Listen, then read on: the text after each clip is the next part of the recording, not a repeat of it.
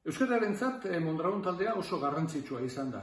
Izan ere, Mondragon taldea garrantzia eman diolako euskarari.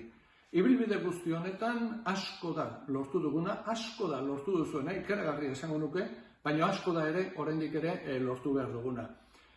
Eta azpimarratuko nuke, nire iritziaren arabera behintzat, bai topaguneak eta bai Mondragon taldeak balio asko konpartitzen ditugula. Ordo, lankidetza, berrikuntza, gizarte erantzukizuna edo partaidetza bezalako baloreetan oinarritzen ditugu gure jarduerak. Hurrengo euskaraldia gainera aukera berri bat proposatzen digu eta ate berri bat zabaltzen du aurrera egiteko. Eta hor, lan munduak garrantzi berezia izango du.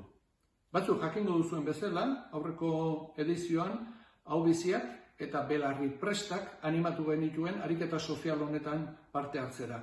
Baina horrengo honetan, enpresei, elkartei, era guztietako entitatei, ariguneak sortzeko proposamena egingo diogu.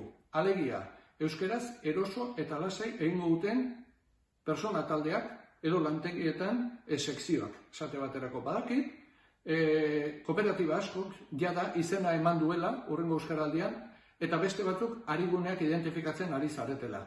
Horregatik, animatzen zaituztet, orain arte bezala, euskararen alde lanean jarraitzea, beste enpresa askorentzako eredu izatera eta urrats berriak ematea euskararen biziberritze prozesu honetan. Mila esker, animo eta bidean egingo dugu topo.